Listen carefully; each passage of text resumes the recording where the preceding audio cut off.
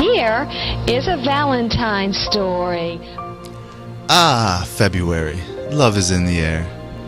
Every year around this time, Americans flock to the nearest Walmart and spend their hard-earned money on stuff they don't need.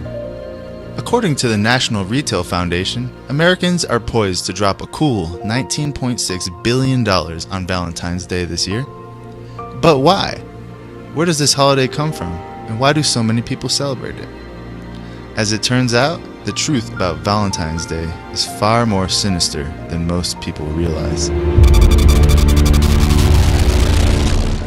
To find its true origins, we must go all the way back to ancient Babylon. It is here where the figure we know as Cupid emerges. The name Cupid comes from the Latin verb cupere, meaning to desire. Cupid was the son of Venus, the Roman goddess of beauty and love. Originally known as Tammuz and Ishtar, this mother and son couple are the progenitors of all pagan religions on earth today. In this ancient Babylonian writing, we can see the true identity of Tammuz revealed. Quote, "The little demons and the great demons cried aloud. Demons and their companions cried aloud. Our heroic Lord, he who was seized away, forsake us not. Tammuz, our Lord, was seized away, forsake us not." End quote. Yes, you heard that correctly. Tammuz is being referred to as the Lord of Demons. In this 1914 book entitled Tammuz and Ishtar, the author S. Langdon gives us more detail about the true identity of Tammuz. Quote, "The litanies and the theological lists refer to Tammuz by a title which occurs as frequently as any other, and which I have reserved for a separate treatment. For in this title we have evidence that this deity was connected with serpent worship. It is true that this connection is to be regarded as prehistoric and one which was forgotten in the age when our sources begin. For not only is Tammuz called the Great Serpent Dragon, but the same title is more than once applied to the mother goddess herself.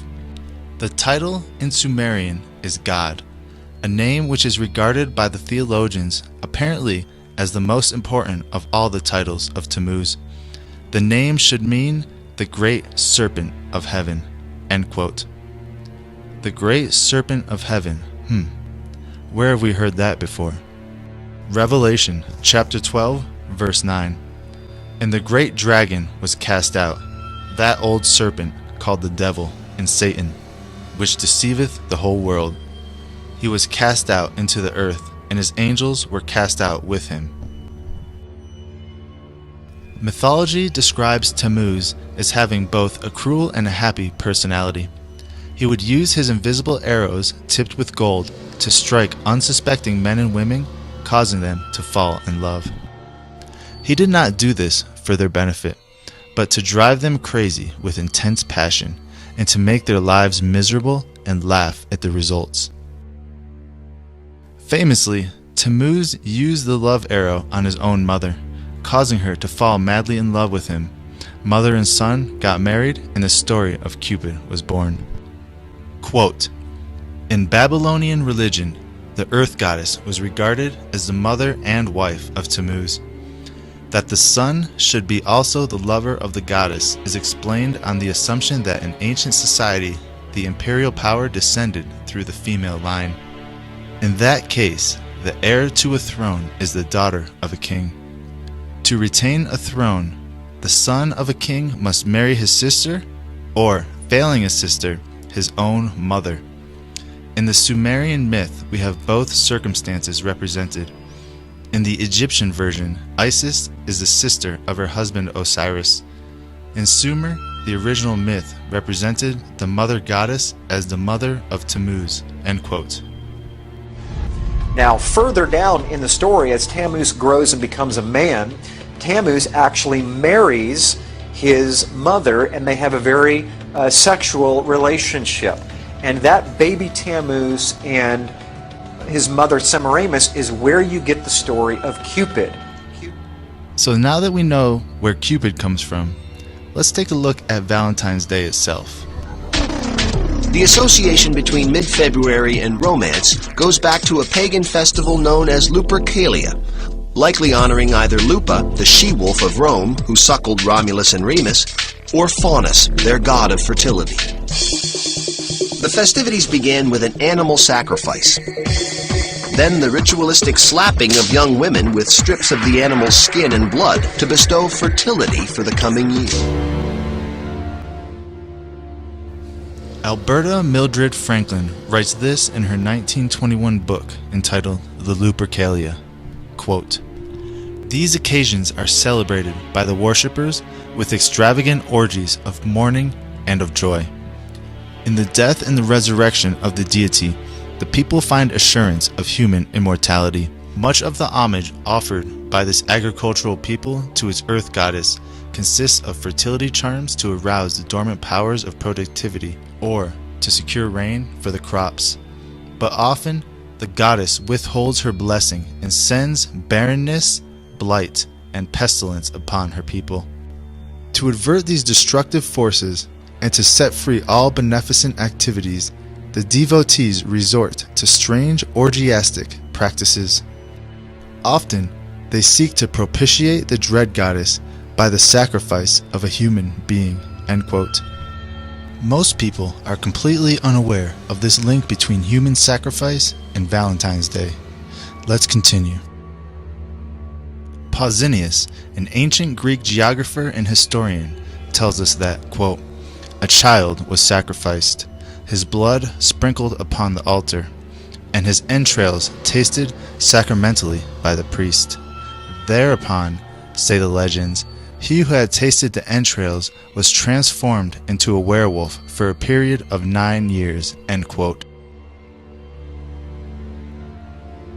Werewolves, human sacrifice, incest, and orgies. These are all reasons why we should avoid celebrating Valentine's Day. But we're not done yet.